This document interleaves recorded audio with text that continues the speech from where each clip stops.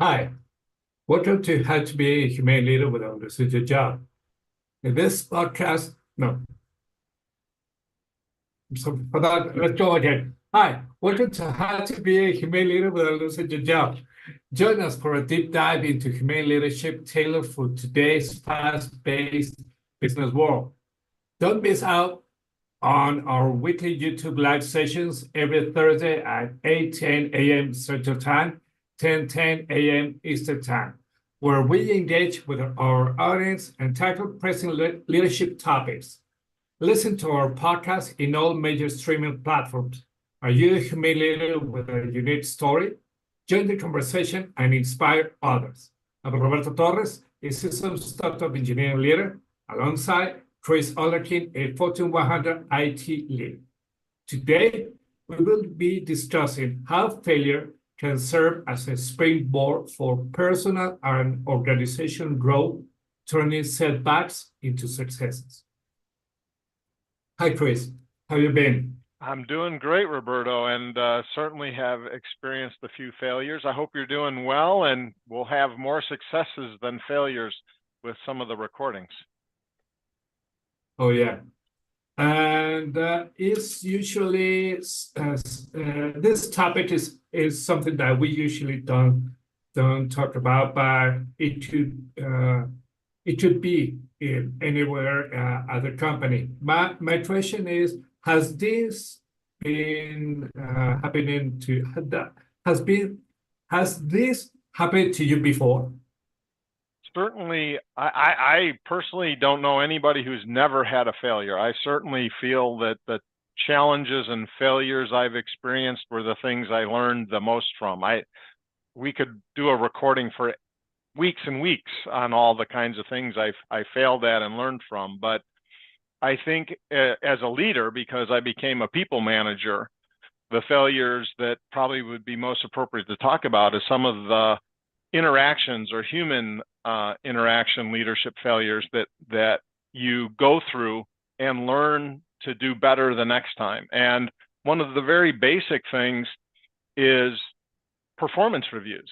I know some companies nowadays don't always do performance reviews, but early on as a new leader, that's one of the things typically you have to do is give people feedback on their performance, and it can be very challenging. And one of my first big failures was that as a engineering type, I was a little overly blunt, right? Here's the facts. I laid them out. They were facts, and that doesn't always go over well as a new leader. You need to develop that rapport. You need more human interaction. And I was not, as an early leader, the warmest personality. I'm not even now some of the warmest personalities I know. And, that failure in how that went led me to say, well, how can I do that different? How would I want it? I thought I was delivering the review the way I would want to hear it. Here's the facts. Here's the kinds of things to improve on. But definitely learned that you have to ease into those conversations. You have to be a lot more subtle with things initially to see if they absorb the material and start to change their behaviors before you get to the more blunt feedback that maybe, sometimes blunt is okay. And one of the things I did learn is being blunt and those kinds of things is okay. If the other methods of being more subtle haven't worked over time, right? You're trying to correct and improve behaviors. It doesn't work. You try some other things, it still doesn't work. Now it's time to be more blunt. And as a early leader, I was kind of had the order of those events in the wrong position. I was being way too blunt early on, and boy, it blew up in my face pretty bad. They went to the director above me complaining about how terrible of a leader I was, and I'd say in general they were probably about 90% correct. Wow. Okay, let me tell you, thanks for all.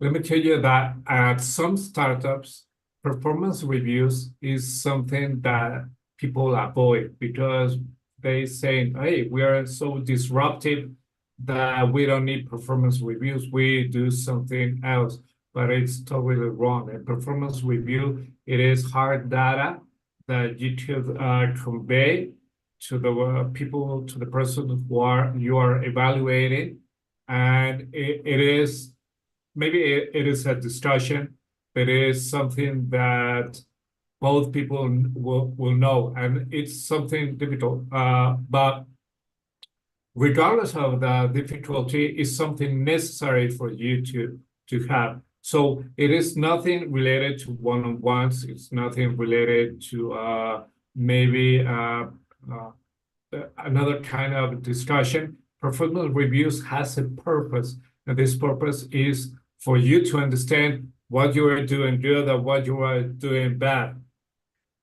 But I'm sorry, but in learning to give them is not easy, even if you go to training, which I had been to training. I think it's one of those things that unless you have challenging reviews to give, meaning if you had all star players and everybody's perfect, you never actually learn how to give performance reviews. So, per the topic, did these failures that I had help me?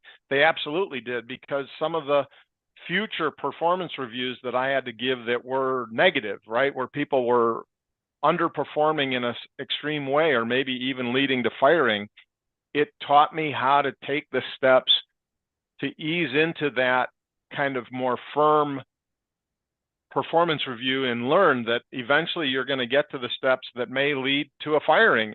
And so unless you do those really tough learnings up front and early in your career, you don't want to be learning them when you only have stellar super performers, and then all of a sudden you get one bad apple and you have no experience in dealing with it. It's much better to have some small failures to be able to build up and be ready to manage, a big problem, in my opinion. And with people, it's different than projects, but that's how I learned as a people leader to get better at performance reviews. Oh yeah, yeah. Actually, you hit it perfectly. And the thing is, you must not have a perfect team, because a perfect team won't have frustration tolerance, won't be changing to overcome problems, because everything is set up on the table.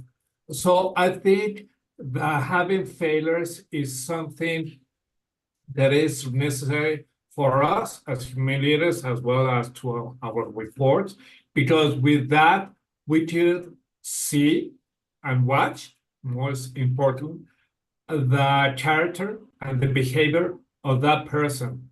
Because if we have a failure, we will understand that we messed up, maybe a little or really bad, but what we had to do to overcome this in the future.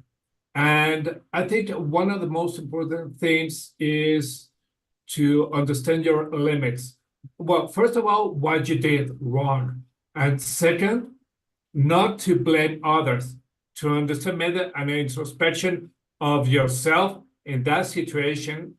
And to overcome this is to understand, okay, I did this wrong, I did this good. Okay, if I focus on the bad stuff, I had to fix it. If I focus on the good stuff, I had to replicate it. Could I make this better in the future and less in the future?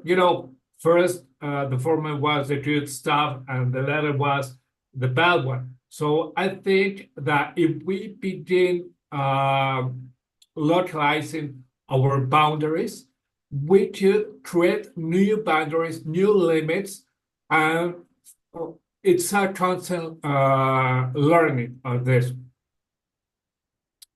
Yeah, and you mentioned, learning from your mistakes and recognizing it was a mistake.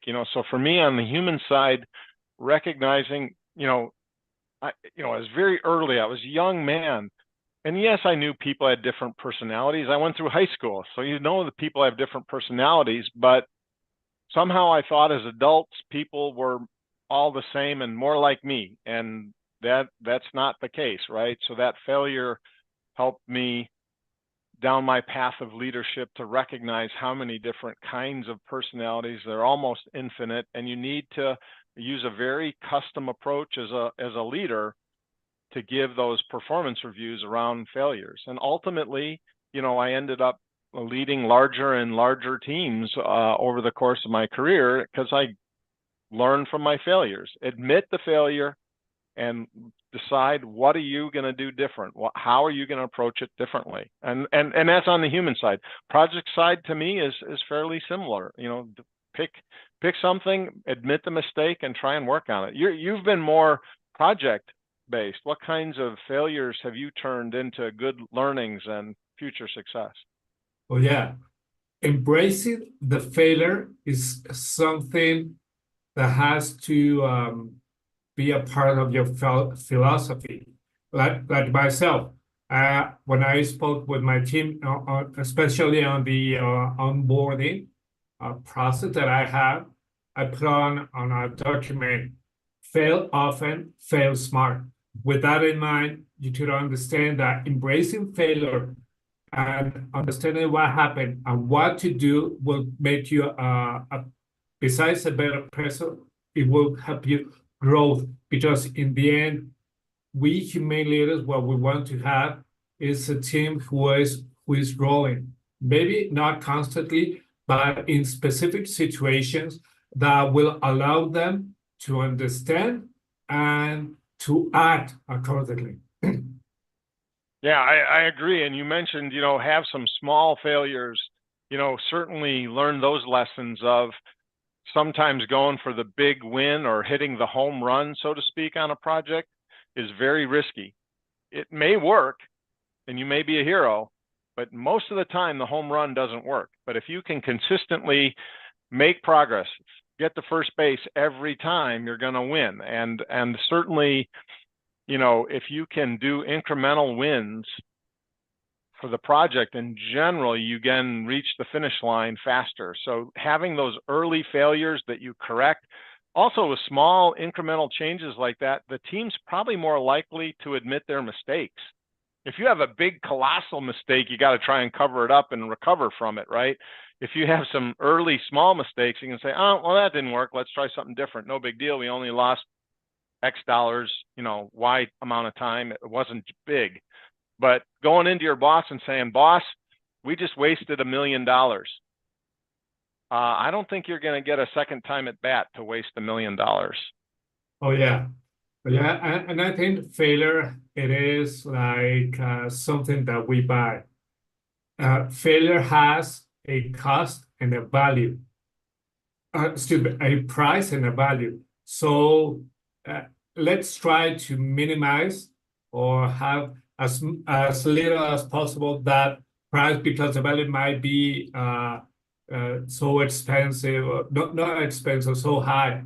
So if we try not to fail at big projects, it will be awesome. But if it happens, we have to, excuse me, that being redundant, we have to understand. And maybe the people of our audience have faced a failure, a big failure that has cut the ties with that person and the company because they were fired. But that failure should help for the following company, for the following project. In the end, understanding and learning is a process that will help us at all times, regardless if it's in a company or a personal project. Agreed. Absolutely agreed. Take the time to analyze the failure and learn from it. Very critical. Yeah. And then let me ask you something. Usually what I do is ask you this at the wrap up, but I will ask you right now. Could you remember a failure that changed your career? Changed my career. Yeah. Not well, you know what? I guess, yeah, kind of. It's kind of on the human side of things. It was shortly after we were acquired, and building rapport with the company that acquired us, right? Building a rapport with different people in those teams. And I had identified some spending or charges from our vendor that were inappropriate and false, and they were falsifying some records. I don't think maliciously overall. I think it was around the service desk and our service provider. And I basically was showing people, look at how bad this is. And I was showing my peers, right? So my peers within the team. And I had not recognized how political a huge company can be. And how I, the outsider, recognized this in just a few weeks, whereas the team and the director, major director over this who had been running it for years, hadn't. I got in huge trouble, like almost got fired because I was not being a team player, but I was speaking the truth.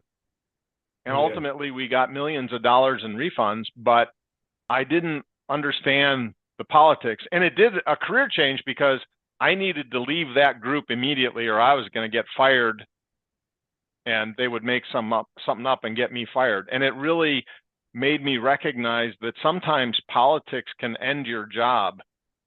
And I just, in my smaller company, I never recognized that. We were so engineering focused. It was so based on facts. This kind of thing would never have happened in my old company, but in the big company, holy cow, saying the wrong things to the wrong people could literally get you fired. And I mean, ultimately I knew, and from the people that stayed back in that department told me, yep, you were totally right. We got a huge refund. I never got a sorry. I never got an apology. That's just the way it is. And I learned a very valuable lesson about who are your friends and how to escalate things in a gigantic company where politics and your persona, your celebrity status is more important than the facts. And so you had to be very politically savvy. And while I still didn't become the perfect politician, I got infinitely better at it from that failure. Because I'll tell you, I was pretty scared I was going to get fired for made up things, and it came close. But I'm glad it worked out the way it did. But painful lesson to learn. Lost a lot of sleep over that one. Well, actually, that painful lesson helped you become what you are today and for everything. I think the most the problems that are really deep help us to understand and make changes. People who doesn't do changes are going to stick the same. And let me answer the one that the failure that I had that changed my career completely. I was working at a bank 20 years ago, and I had a project. And the first month, it was, well, I devised it and created and implemented. And up to 20 people were using the application that I created and the database. Well, I wiped out the database with all the month that this person had been working on. And I noticed one day before, because I did it 5-10 minutes before I stopped working. And then suddenly the following day, the director of that department told me, Roberto, we cannot find the data, what is going on? And I went to that company because we could do it remotely. And I found out that I wiped it out. So the first thing that I said, my God, I have to apologize to this director. And I talked with my director and said, Rene, this happened. I did this. I messed up badly. What should I do? And the short answer of this was the customer, which was an internal customer, wanted IT to fire me. But my director stood up for me. And I understood there what was humane leadership, because he said, it was a mistake. We understand, but we were on a 2-month training and of this application to make this better.